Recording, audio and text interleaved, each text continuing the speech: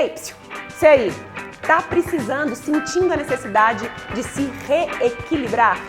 Então fica por aqui que esse papo é pra você.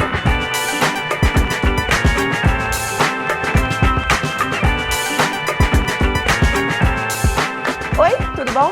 Eu sou a Rafa Capai e esse é o VQV Convida, o meu, seu, nosso adorado. Se você acabou de chegar, vai adorar também. Vamos que vamos, Convida, essa série onde eu converso com gente foda que me inspira sobre assuntos que nos interessam.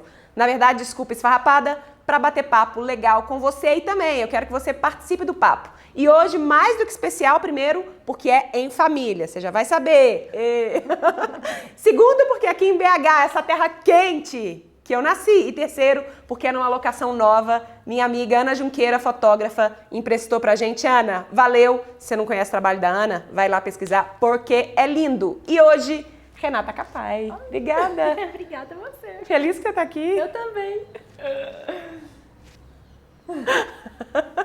Aí você já junta lá, é isso? A gente já tá agendando isso faz tempo, né? Verdade. Conta pra essa audiência linda, maravilhosa, quem é você? Eu sou prima da Rafa. Eu sou terapeuta hoje, graças ao Decola, né?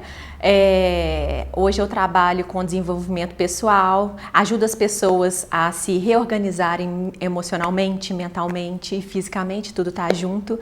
E o que eu ajudo essas pessoas a fazer é justamente o que eu fiz comigo. Esse retorno ao eixo, né? Ao equilíbrio, porque independente da mudança que a gente busca, se a gente não tiver equilibrado, a gente não consegue fazer nenhuma transformação. E essa sou eu. E como é que você chegou aqui? Tem uma história aí, né? Você deu uma virada de mesa nos últimos anos. Sim. Vamos voltar um pouquinho mais lá atrás, assim. Como é que você chegou? Eu sempre fiz coisas que eu não tomava frente. Eu tenho duas irmãs mais velhas e eu sempre ia na carona delas. E eu lembro que eu sempre ficava imaginando assim, gente, se a gente não tivesse essa escola, que a gente tinha uma escola de inglês, o que seria de mim? Eu falava, gente, mas eu não sei o que me toca, o que tá lá dentro. Mas eu gostava muito dessa área de desenvolvimento pessoal.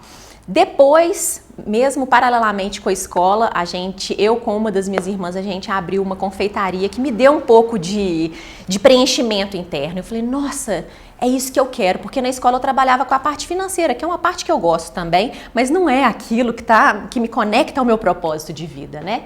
E quando eu tava com a confeitaria, eu lembro que uma amiga minha comentou assim, nossa, tô te vendo tão feliz, então é isso mesmo que você quer? Aí eu falei com ela, mas naquela hora eu já sabia que não era, mas não sabia o quê.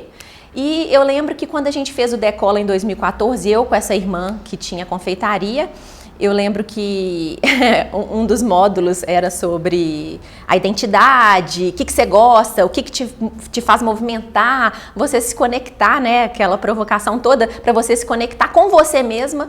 E eu falei, gente, não quero fazer parte dessa confeitaria mais, e nem da escola. E o que eu vou me transformar? E tudo tinha a ver com ajudar o outro. E eu vim realmente também de um processo onde eu aprendi a me regenerar, onde eu fui estudando e buscando, né? Desde terapia até leituras, enfim, tudo que eu acho que todo mundo busca hoje em dia. E eu fui integrando isso na minha mochilinha. E depois que eu fiz o Decola, ficou muito claro para mim o que eu seria. Mas eu não sabia se eu ia ser coach. Eu lembro que você mesmo me falou que eu seria coach. Eu falei, gente, mas eu nem sei o que é isso. Fui lá, falei, nossa, tem um pouco disso sim. Só que cada vez mais ficou mais claro para mim que eu queria fazer um trabalho mais voltado também para o passado das pessoas, para curar as dores dessas pessoas e de uma forma mais prática.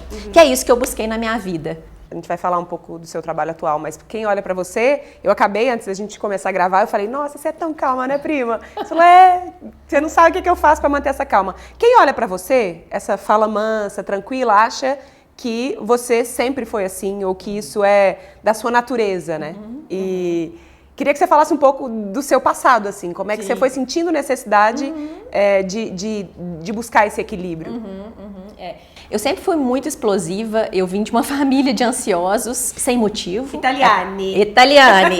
É aquela coisa, tem que comer rápido, pra quê? Não sei, tem que acabar. Aí acaba, tem que sair, tem que dirigir. Aquela coisa do sempre ter que fazer as coisas de forma rápida e sem necessidade alguma. Então eu aprendi a viver nesse piloto automático do, eu tenho que chegar mais rápido porque é isso que é o legal.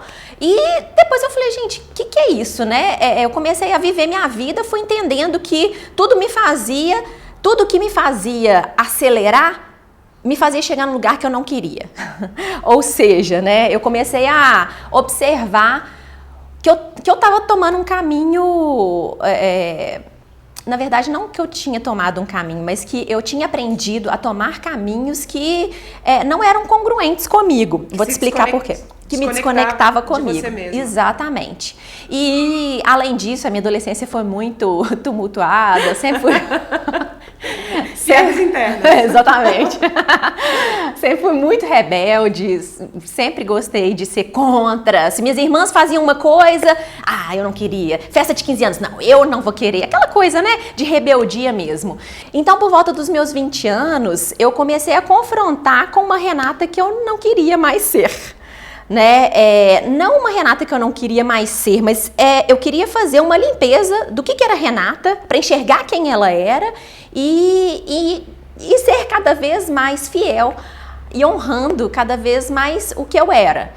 Então, assim que eu entrei na faculdade, eu tive alguns momentos onde eu ainda era chamada para essa Renata intempestiva, impulsiva, que tinha, na verdade, uma máscara, né? Uma casca de agressividade, mas no fundo era frágil. E aí eu tinha feito terapia e todas as vezes que eu chegava na terapia, ela falava, tira essa casca. E eu falava, gente, mas como que eu vou tirar essa casca? A coisa não é assim, né? Eu preciso dela para me proteger. E eu lembro que ela falou, você tem que trabalhar sua autoestima. Mas, gente, como assim? Com autoconhecimento. Meu Deus, tudo era, o que é isso? O que é isso? Eu quero coisas mais práticas. E a terapia me ajudou bastante a ter muito autoconhecimento, a entender muita coisa, mas eu acho que faltou, não que a terapia faltasse, mas o processo de terapia normal, eu acho que hoje em dia eu entendo que ele teria sido mais efetivo para mim se eu tivesse outros complementos que eu fui buscando ao longo da vida. Então, de uma certa forma, foi muito bom que eu mesma pude buscar tudo isso que eu... E quais, nessa sua vida toda, assim, quais ferramentas todas que você já buscou? A primeira ferramenta foi a terapia, né? Aí, em 2008, na época que eu estava fazendo terapia ainda, eu tive uma fase onde eu estava completamente desamparada por mim mesma.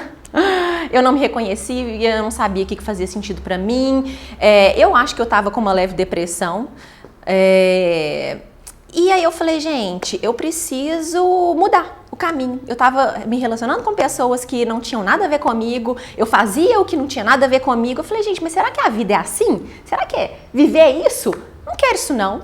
E eu lembro que eu vi que tinha um workshop aqui em Belo Horizonte que ia falar de amor. Eu falei, é ótimo, porque agora eu vou aprender a me amar. Agora nesse momento vou receber uma frase que vai mudar a minha vida. E quando eu cheguei nesse workshop era meditação. E eu falei, gente do céu, meditação, então eu tenho que ir embora, porque não é isso que vai me ajudar a me amar, né? E eu tava enganada, porque a partir dali muita coisa mudou. Mas ainda assim, lá naquela época, né, vai fazer 10 anos, eu era muito rígida comigo e precisava ser perfeita. Eu lembro que a técnica você tinha que meditar 1 hora por dia e podia dividir de 3 vezes de 20 minutos ou então 40, 20. Não, eu tinha que estar lá sentada durante 1 hora e às vezes me gerava até dor de cabeça, porque a meditação não é isso, né? Mas no fim das contas eu pude ver que isso me trouxe um preenchimento que eu nunca tinha entrado em contato até então. E eu acho que esse foi um dos primeiros instrumentos que me ajudou a me conectar de fato com quem eu era. Com quem eu sou, na verdade, né? Até hoje eu medito, até hoje eu vim buscando. Você medita desde essa época, desde 2008? Sim, desde 2008 eu medito. E clicou pra você logo de cara? Pra mim não clicou logo de cara, assim. Eu fiquei quase 1 ano tentando. Você inclusive acompanhou esse meu processo. Sua irmã, Andréia, que também trabalha com meditação, me falou outro dia também, nossa, tem gente que demora a clicar, não é tão natural clicar, assim. Sim. Pra você foi logo de cara, assim. Na verdade, por causa da minha rigidez, independente de clicar ou não, eu estava fazendo. E uma coisa que eu achei importante é... Rigidez se for o porão, mas que também você é muito disciplinada, né? Se for o seu... É verdade, me ajudou de uma certa forma. E eu acho que nessa época, aí eu comecei a meditar, eu me sentia muito bem, só que as mudanças da meditação, elas são sutis, né? Sim. Não é nada muito, então agora eu me relaciono diferente com as pessoas, é muito sutil. E aí depois de 1 ano e pouco, eu parei. E eu virei da pá virada, só que eu não tinha associado. Aí depois de um tempo eu falei, gente, o que mudou, gente? Do ano passado pra cá, comecei a investigar exatamente tudo. Gente, eu parei de meditar. Meu Deus do céu, então vou voltar a meditar. E daí em diante já voltei a meditar com o clique. Mas uma coisa muito importante que faz parte da minha personalidade é que eu preciso entender os processos que eu busco. E depois de um tempo, depois de muitos anos, acho que tem 2 anos pra cá, que eu comecei a estudar neurociência, que eu precisava entender o que acontecia no meu cérebro enquanto eu meditava, o que poderia fazer, o que podia acontecer dentro de mim quando eu meditava. Então, assim, apesar de lá ter dado aquele clique, todos os dias eu tenho cliques que me sustentam, tanto na minha serenidade, nessa sensação de graças a Deus eu tenho algo para me ancorar. Eu sinto que a meditação, ela é uma estrutura de pano de fundo, sabe? Ela tá lá e ela vai sustentar tudo o que eu vou fazer. Eu posso fazer tudo o que eu faço normalmente sem a meditação, mas com a meditação tudo é muito mais brando e fluido. É isso que eu falo. Então, cada vez mais eu sinto que eu preciso meditar e eu não consigo ficar longe dessa prática. E o que acontece no nosso cérebro quando a gente medita? Eu sei que você estuda bastante, então vamos tentar trazer um pouquinho disso que você tem aí. Vou voltar um pouquinho nas aulas de biologia. Topa? Topa. A gente tem uma ponte entre o nosso corpo e a nossa mente, que é o sistema nervoso. E a gente tem o sistema nervoso parasimpático e o simpático. Quando a gente está nesse piloto automático, nessa sensação de ansiedade, de reação às coisas, medo, fragilidade, raiva, irritação, qualquer desequilíbrio, exatamente, significa que o nosso cortisol está lá em cima, porque o nosso sistema nervoso simpático ele está acionado. Ele tem muito a ver com a nossa época primitiva, que a gente precisava se sentir... que a gente precisava ir atrás de comida e correr do leão. Era por sobrevivência. Só que o nosso cérebro, apesar de tantos anos, ele não evoluiu nesse ponto de entender que um estresse que eu tenho na hora que eu levo uma fechada no trânsito, quando alguém me responde de forma grosseira, o meu cérebro não entende que eu não estou em estado de ameaça. Ele não consegue distinguir, né? Ele não distingue. E aí o que acontece? Eu me sinto em estado de ameaça. Ruminando o pensamento, preocupada, tensa. E o que acontece? Nesse estado todo, a gente entra em estado de desequilíbrio. Por quê? Se for uma real ameaça, ótimo. O sistema nervoso simpático nos protegeu. Mas como nunca na maioria das vezes não é, eu tô tensa, eu tenho que fazer as coisas, meu Deus, como é que vai ser o dia de amanhã, eu tenho que planejar, como é que vai ser o ano de 2018? Aqui, a minha respiração muda, os meus ombros se contraem, os meus batimentos cardíacos se aceleram.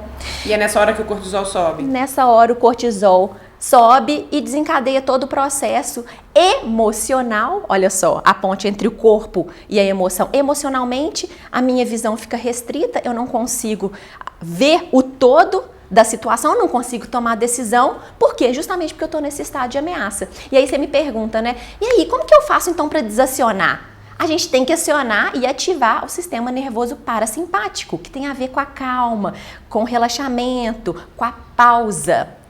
E na verdade, o primeiro ponto pra gente fazer isso, como que é? Respirando. Então, a gente não dá muito valor à respiração, né? Mas a respiração é o primeiro ponto onde eu respiro lentamente, profundamente. Nesse momento, a gente tem um nervo vago, que é o nervo mais importante do nosso corpo, que ele conecta os principais órgãos do nosso corpo, cérebro, pulmão, coração e etc. E quando eu respiro dessa forma, eu mando uma informação para o meu cérebro de que está tudo bem e ele começa a produzir ocitocina, beta-endorfina e acetilcolina, que lentificam as ondas cerebrais e diminuem os batimentos cardíacos e corta o cortisol e a noradrenalina. Mas corta rapidamente, assim mesmo? Sim, sim. Foi exatamente o que aconteceu comigo aqui antes da gente começar a gravar. Eu tava absolutamente irritada, porque eu tava trocando de roupa, muito calor, suando, a maquiagem foi pro saco. Você viu como é que eu cheguei no estado super irritada, mal-humorada, assim, inclusive começo a rir de mim, você já me conhece bem. E eu senti necessidade de meditar, e 3 minutinhos que eu coloquei o aplicativo aqui, já mudou o meu estado. Em todos os sentidos. Na hora. Pra mim é um pouco difícil, assim, como é que rapidamente a gente já muda a biologia? A bioquímica do corpo, né? Então, através da nossa respiração e de outros recursos que a gente tem, a gente consegue mudar quimicamente a produção dos nossos hormônios, que tem a ver com as nossas emoções. Então, quando você está aqui numa conversa ativa, presente na minha conversa, eu não sei se você sabe, mas quando eu sou acolhida com uma conversa, eu começo a produzir ocitocina, que é o hormônio do amor, porque eu me sinto acolhida, eu me sinto amparada. Rapidamente, numa conversa onde a pessoa fala assim, como que você está se sentindo? Então, instantaneamente, a gente já faz esse shift. Eu trabalho com pessoas que têm pânico e, às vezes, eu já tive a oportunidade de trabalhar com algumas pessoas que estavam tendo pânico naquele momento, quando me relatavam algum estado de estresse. A primeira coisa que eu falava é, respira. A primeira coisa que eu falo, né? Respira. Respira, faz 5 respirações lentas e profundas. E às vezes eu vou direcionando, né? E guiando. Aí depois, nesse momento, é como se tivesse limpado aquela nuvem negra e agora eu tô mais calma, agora eu posso falar o que está acontecendo comigo. Eu adoro o que você chama a meditação de me-editação, né? Esse ato de se editar, de jogar fora o que não precisa, né? Sim, exatamente. Porque a gente tem condições, fica tudo muito mais claro quando você se organiza internamente. Tanto é que o ponto principal da meditação é a respiração. Né? É o ponto principal. Uma coisa que eu gosto de falar também é que todo mundo acha que fica ansioso e aí a nossa respiração que fica ofegante. Mas o primeiro ponto da ansiedade é a respiração. Ela que te levou pra lá. Ela que me leva. Se eu tenho o comando da minha respiração, o que acontece? Eu não entro em estado de estresse. E um ponto muito importante também que você estava falando, o que acontece com o nosso cérebro, é que quando a gente medita, a gente aciona o lobo pré-frontal esquerdo do nosso cérebro. E o que isso tem a ver? Ele é o nosso maestro, ele que comanda a nossa vida, ele tem a ver com o foco, com a atenção, com a tomada de decisão, com o autocontrole, com o controle emocional, ou seja, com a resiliência. Então, olha que engraçado, quando eu medito, eu fecho os olhos e tenho foco, independente de qual foco seja, certo? E aí eu saio do foco, porque minha mente me leva para lá, e eu volto, né, na tentativa de me buscar para o foco. E fica nessa dança do vai e volta. Só que chega uma hora que eu fico mais no meu foco do que lá. E aí quando eu paro de meditar e vou para minha vida, porque tem gente que fala assim, ai que ótimo, quando eu medito eu fico ótimo, mas depois eu começo a minha vida e já volta aquela loucura toda. Quando eu vou enfrentar a minha vida, esse córtex pré-frontal esquerdo, ele ainda está acionado. Então, se eu levo uma fechada no trânsito, se alguém briga comigo, se acontece alguma coisa que eu estou fora do controle, é claro que eu vou emocionalmente me desequilibrar. Só que a mudança para o foco vai ser a mesma. E se eu escolho, a pessoa tá lá, tá mal comigo, ela falou isso, porque, não, eu vou voltar aqui para o meu foco. É isso que eu falo, a meditação está lá de plano de fundo. E aí, essa mudança para o meu foco, de onde eu desejo estar, ela é muito mais branda e muito menos dolorosa. Mas eu queria finalizar a história da meditação, assim, porque eu sei que você tem outras ferramentas, né? É uma da sua caixinha, assim. Quem tá vendo a gente e tá precisando de um primeiro passo para começar esse processo, o que você acha que é o primeiro caminho? Eu tenho você, Andréia, Elad, né, nós primas todas no Insight Timer, e às vezes eu vejo que vocês meditam 2 minutos, 3 minutos, como eu fiz hoje aqui. Sim. E depois que eu comecei a ver que vocês todas estavam nesse processo, eu falei, caramba, às vezes eu não medito porque eu falei que eu não tenho 10 minutos, 15, 20, vou meditar 2, vou meditar 3, e assim eu consegui aumentar o tempo. O que pode ser um primeiro passo para quem tem essa dificuldade ainda de começar a meditar? Ou não vamos nem chamar de meditação, vamos chamar de presença, pausa, de pausa, de respiração. Eu acho que poder parar e respirar. Você não precisa estar de olhos fechados, você não precisa estar num ambiente propício para que você faça a sua prática. Às vezes eu dirigindo, quando eu preciso me preparar para alguma reunião, para algum atendimento que vai ser mais desafiador para mim, eu vou dirigindo, desligo o som e só vou respirando e prestando atenção naquilo que eu estou fazendo. É como se eu estivesse tirando a poeira de tudo que tem na minha mente e eu consigo voltar para mim. Então, hoje eu estava comentando com uma moça que eu atendi hoje mais cedo e eu falei que o nosso corpo, ele dá muitos recursos pra gente, né? Então, às vezes, quando eu vou atender algumas pessoas que falam, o que você tá sentindo? A pessoa fala assim, não sei, mas eu tô sentindo um negócio aqui, tá? Então vamos começar daí. E de fato, às vezes, eu tô sentindo um aperto no peito, um bolo na garganta, que eu falo assim, gente, por que eu tô sentindo? É só parar. Peraí, de onde que veio? Você vai fazendo uma investigação e vai respirando. Você não precisa tentar controlar o que aconteceu, ou então tentar interpretar ou reinterpretar. Não! Só pelo fato de você entender que você chegou ali por causa daquela causa, você já fez uma mudança extraordinária no seu estado emocional. Então, o que eu sempre falo, às vezes eu atendo pessoas que são muito ansiosas, estão passando por um processo, eu vou mandar elas, vão meditar, vai causar mais estresse. Então, o que eu falo é, 2 vezes por dia, na hora que acorda, que é mais fácil porque a pessoa ainda está tranquila, e antes de dormir, fazer 2, 3 minutinhos de respiração lenta e consciente. Pode ser de olho aberto, pode ser olhando para alguma coisa, pode ser observando alguma coisa. Eu acho que esse é o ponto de partida. Márcia, vamos fazer? Vamos, lógico. 1 minutinho no YouTube, louca, ninguém vai embora. É pra fazer, junto com a gente. Isso aí. Junto com a gente, pode, diretor? Pode, claro. Outro dia eu vi o Jim Fallon fazendo isso, como chama ele? Ah, é? Fazendo isso em plena TV americana. Que legal. Então vamos lá, tô colocando meu aplicativo de meditação aqui, 1 minuto. E a ideia é que vocês façam junto aí de casa. Para que vocês percebam, como a gente também vai perceber, como é que isso já muda a natureza de como a gente está se sentindo naquele momento. Vamos lá. Começando.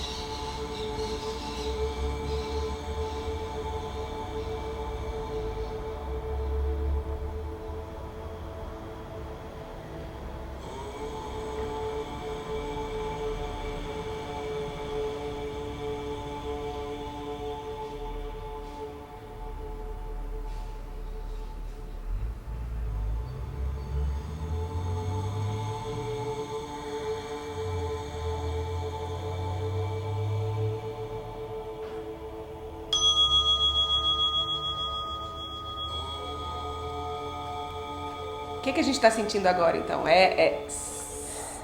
Tudo acalmou, tudo se assentou. Uma coisa muito importante que eu gosto de falar também para aquelas pessoas que ainda não deu o cliquezinho, é que a gente tem em torno de 70 mil pensamentos por dia. Coisa pra caramba. Isso significa mais ou menos 1,5 a 2 pensamentos por segundo.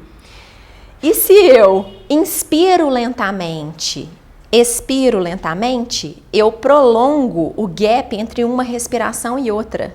Se eu presto atenção na minha respiração, eu alargo a distância de um pensamento com o outro. Então isso é bom. Diminui a quantidade de Por que pensamentos. que deu essa baixa, deu essa calma? Porque eu não estava aqui, ai meu Deus, tem que pagar tal conta, tem que fazer não sei o que, tem que planejar. Não, eu tô aqui. É um reabastecimento do nosso sistema como um todo. O que mais que tem nessa sua caixa de Pandora aí? Tem o meu carro-chefe, que é uma técnica que outro dia uma amiga minha comentou, eu acho que essa técnica aí, ela é meio cachorro vira-lata, né? Porque ninguém dá nada por ele. E Acho que existe muito preconceito ainda, né? Sim, sim. Eu mesmo. Sim. Tinha muitos, tem muito menos hoje em dia. É depois verdade. que eu passei a a praticar com você, mas acho que ainda tem muito a se conhecer a respeito. Sim, né? sim. O que acontece? É a técnica da EFT, Emotional Freedom Technique, ou libertação emocional. Técnica de libertação emocional. Ela é uma técnica que ela tem os resultados para emoções mais latentes, quase que instantâneos. E ela é um recurso, assim, para minha vida. Quando eu aprendi meio de forma autodidata, e eu tava, né, praticando, e aí eu sentia raiva, fazia a técnica, a raiva passava. Sentia culpa, fazia a técnica, a culpa passava. Falei, gente, esse negócio não, deve ser porque eu tava fazendo não sei o quê. A gente nunca dá crédito, né? Gente, mas o que acontece? E aí eu comecei a praticar, fui estudando e fui entendendo que ela realmente é uma técnica muito efetiva. E ainda assim, nessa época, quando eu comecei a integrar essa técnica nos meus atendimentos, tinha gente que falava assim comigo: ah, essa técnica é legal, mas tem que acreditar, né? Eu não sabia o que eu respondia, que eu falava, gente, será que isso faz parte da minha fé, porque eu acredito? Aí eu ficava meio, ai meu Deus, mas faz que vai ser bom pra você. E aí, mais um lado meu me fez buscar, e eu fui entender a neurociência por trás da EFT. Não precisa acreditar. É a mesma coisa da pessoa que tá correndo. Ela não tem que acreditar que ela vai transpirar. Ela vai transpirar. Então, por quê? Porque a gente trabalha também no equilíbrio do sistema simpático, saindo do simpático para o parasimpático, a gente dessensibiliza uma parte do nosso cérebro que chama sistema límbico, que cuida das nossas emoções, e ela é uma técnica que trabalha basicamente com as emoções. Então, se você sabe praticar, e eu sei praticar, e eu tô vivendo o meu dia, tem uma coisa que nem com a respiração, nem com a meditação, ela foi embora por completo, porque eu faço essas técnicas, pratico isso tudo, muitas vezes ainda fica aquele resquício daquela emoção, instantaneamente eu uso, e de fato tem aquele... E nesse... eu consigo tomar decisão, eu consigo entender o que está por trás daquilo, e mais, eu consigo ter clareza do que eu preciso fazer. Tem gente que fala, uma vez eu estava atendendo um menino mais jovem, né? Eu acho que tem uns 17 anos, ele falou, Renata do céu, esse negócio é macumba, porque eu comecei a ter umas coisas na minha mente. Não, é porque você deu espaço. Assim como a meditação, assim quando a gente está tomando banho, quantas pessoas têm insights tomando banho, fazendo exercício físico, e a EFT é uma delas. O que é, para quem não conhece ainda? É uma técnica onde a gente vai estimular, é uma técnica auto-aplicável, onde a gente estimula alguns meridianos da acupuntura. O que são esses meridianos da acupuntura? São os canais de energia. Então aqui a gente tem as extremidades, a gente tem milhões de meridianos no nosso corpo e a gente usa 8 deles para fazer essa prática. Então cada ponto é relacionado com um órgão, mas ninguém precisa saber disso, e consequentemente com uma emoção. Então só vou dar um exemplo, ninguém precisa saber disso, mas esse ponto aqui embaixo dos olhos é o ponto do estômago, que tem a ver com o medo, com a emoção do medo. Então tem outras, então na medida que a gente externaliza, expressa uma emoção que eu estou sentindo, enquanto a gente toca nesses pontos, a gente faz aquela dessensibilização no sistema límbico, que cuida das nossas emoções. Inclusive, já tiveram pesquisas que mostram que o tamanho das amígdalas cerebrais, que são responsáveis pelo nosso radar de ameaça do luto, fuga ou paralisa, elas diminuem de tamanho quando a gente aplica a EFT.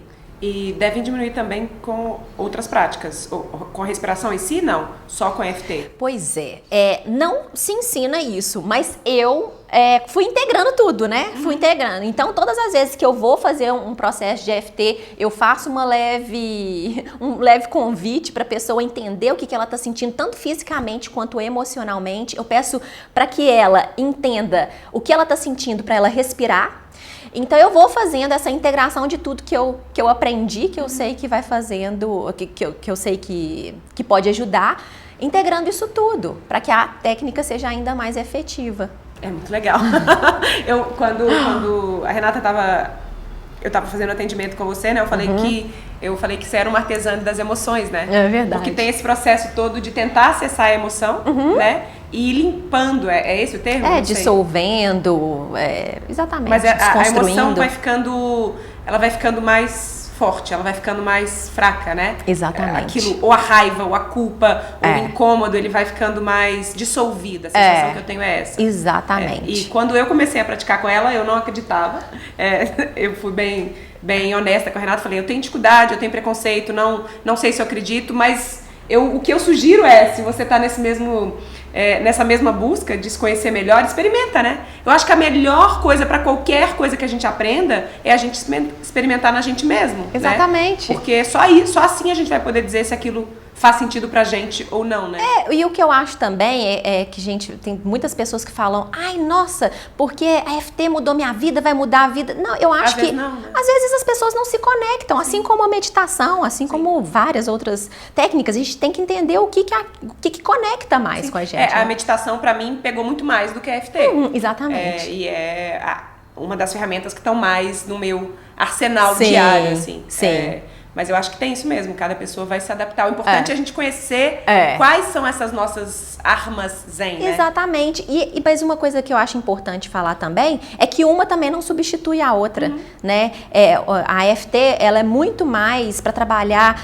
Tem várias formas que você pode trabalhar, mas uma das que eu mais trabalho é de fazer a pessoa voltar para o eixo dela. Então, muitas vezes, a pessoa está num momento de estresse, de vida muito atribulada, para tomar uma decisão muito importante, mas ela está tão cheia de estresse que ela não consegue ver nada. Então, o que a gente faz? A gente limpa tudo que está acontecendo, esse estresse todo, para que ela, então, consiga ser congruente, né? Seguir, honrar o caminho que ela precisa tomar.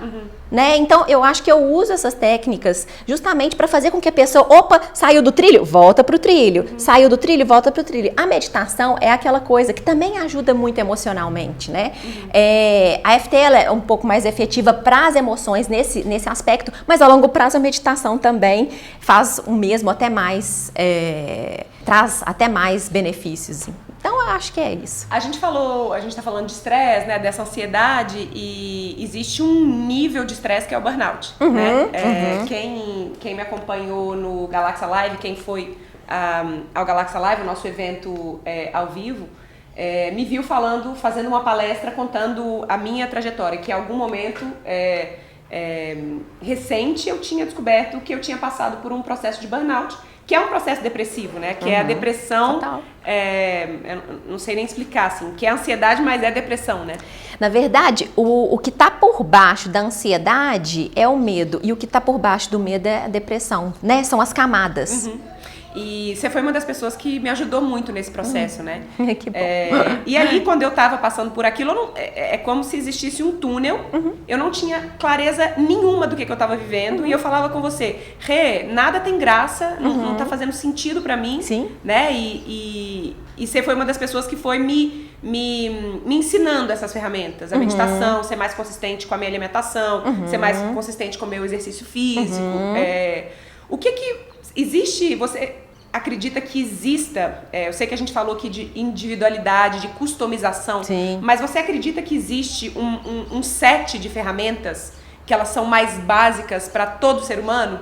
Assim, que o movimento, uma alimentação equilibrada, você acredita que existe? Sem dúvida. E quais seriam essas ferramentas? Você mesmo falou, o movimento do nosso corpo físico, a gente precisa se movimentar, é vital, a gente precisa transpirar, porque é uma forma de desestressar também, e a partir desse momento a gente está em estado de equilíbrio. A alimentação também, né? Como que todo mundo tem falado muito sobre alimentação intuitiva, mas para ela se tornar intuitiva, existe aí um processo aí atrás, né? Porque hoje em dia a gente tá ansioso, meu corpo tá precisando de doce e de pão a qualquer custo, mas espera aí, eu tenho que trabalhar o que tá por trás ali. Eu posso querer comer um pão, posso querer comer qualquer coisa que seja, né? Mas que seja a partir de um estado de equilíbrio, de eixo mesmo, né? Porque aí eu vou ter mais condições de enxergar a verdade. Outra questão é a pausa. Não existe vida sem pausa. O sono é uma delas, as férias é uma delas, o final de semana existe aí, não é à toa. Quem que inventou, né? Não foi? Quantos anos de sabedoria milenar que existem no mundo? Exatamente. As pessoas terem inventado a pausa. Sei lá, Exatamente. religiões variam, se é no domingo, se é no sábado, às vezes é sábado e domingo, mas... Ela sempre existe, né? Exatamente. E quando você fala também num tempo de espaço, né? Num espaço de tempo de um dia, Você precisa daquilo ali, porque a gente é feito de ciclos, né? Biológicos mesmo. Então, a gente tem aquela coisa do pico de estar super produtivo, de repente dá uma baixa. A gente precisa respeitar isso daí. E eu faço muito quando você vê lá no Insight Timer, às vezes eu tô precisando me reabastecer, eu atendo um cliente atrás do outro e às vezes vai me drenando, é normal. E eu preciso ali de algum recurso que vai me voltar pro meu eixo. O que eu faço? Respiro, pauso, eu fico parada na minha cadeira, não faço nada. Eu só dou um descanso mesmo, né? Eu acho que é isso, é um movimento... Exatamente, isso dos básicos, né? Hidratação, beber água. Eu, inclusive, bebo 1,5 litro de água só de manhã. Eu me sinto energizada bebendo só água.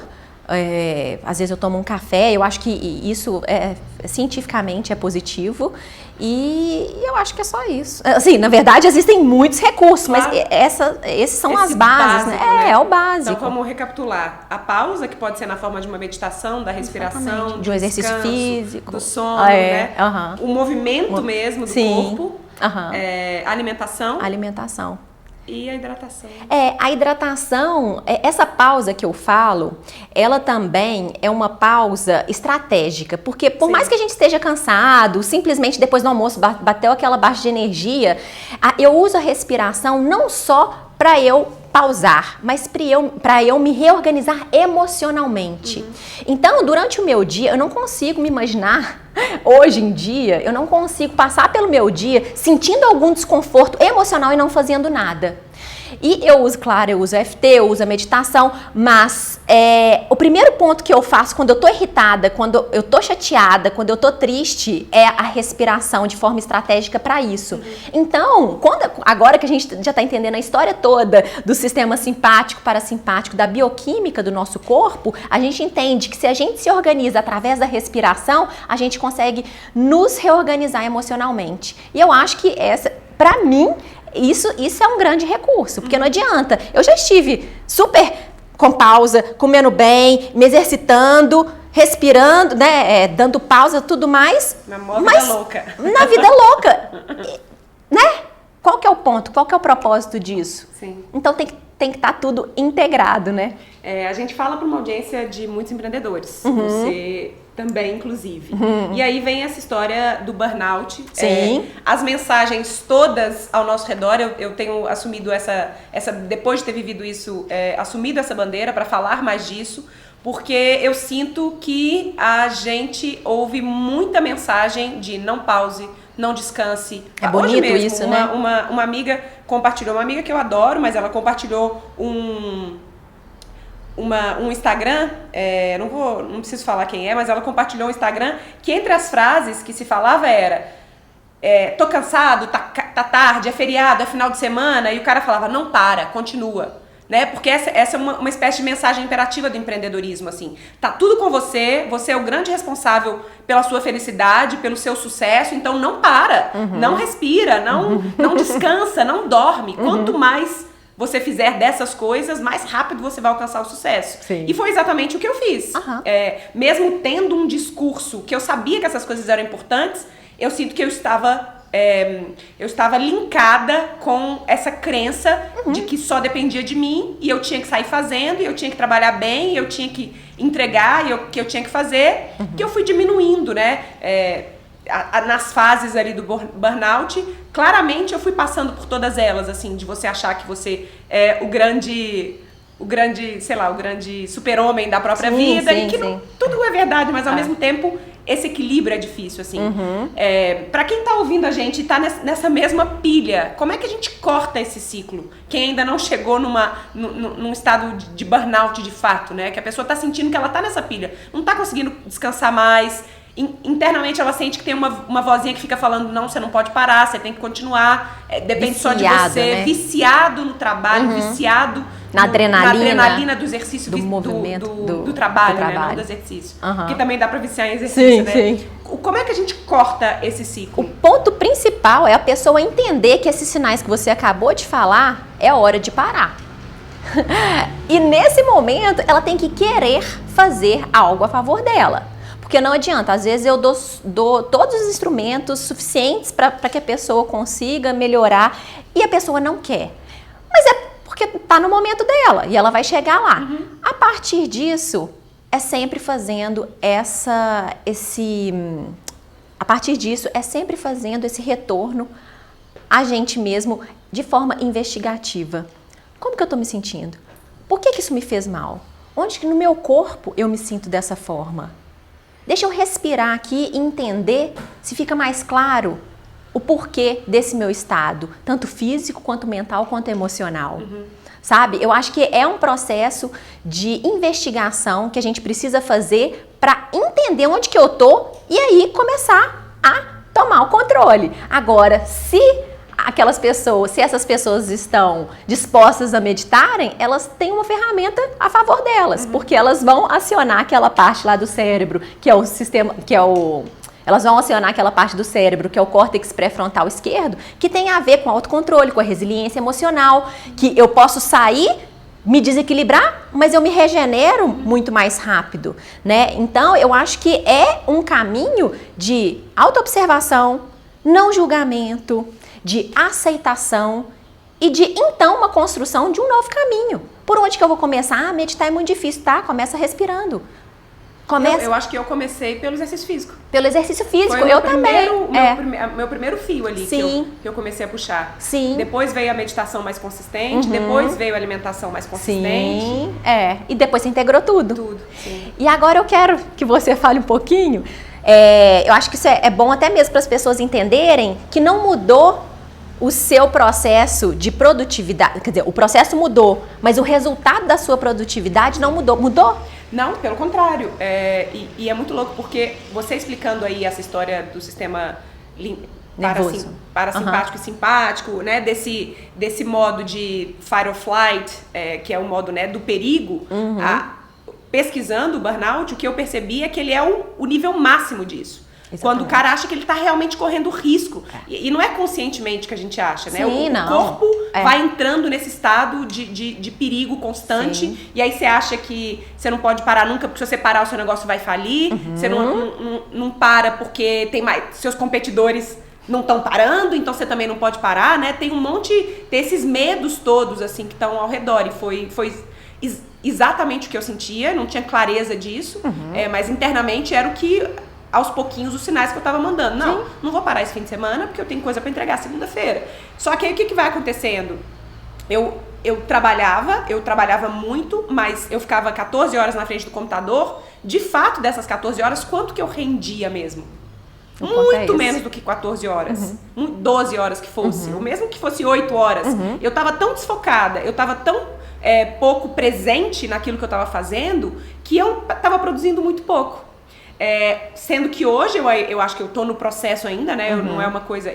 E eu acho que com o meu comportamento, que é um comportamento um pouco mais obsessivo, uma pessoa mais... como é que você chama? Mais perfeccionista, né? Eu quero, claro, aos poucos ir suavizando isso, mas é um pouco da minha personalidade. Sim. Eu vou ter que ficar de olho pro resto da minha vida. Sim, sem dúvida.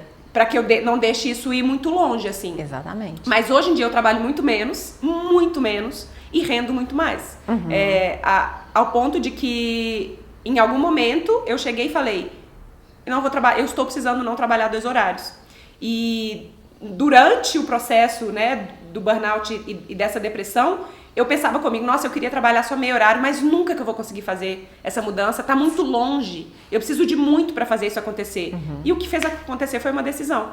E no momento em que eu me decidi trabalhar só meio horário, naquele momento que eu estava precisando, aquele meio horário ficou absolutamente produtivo, porque era o tempo que eu tinha, que é possivelmente o que muitas mães vivem, né? Exatamente. Você não tem mais 12, 14 horas, porque parte desse tempo tem que ficar com seus filhos. Então, a crença era, se eu não trabalhar, eu não vou produzir tanto. É o estado de ameaça. É o estado de ameaça constante. Mas a realidade, o que eu percebi é que eu tô produzindo tanto ou até mais. Pois é. Tanto, até mais não. Com certeza mais, né? Produzindo mais do que eu produzia, trabalhando muito menos. Sim, né? Sim. E trabalhar... trabalhar no sentido de... Tô falando do tempo ali na frente do computador. Sim. Que diminuiu bastante.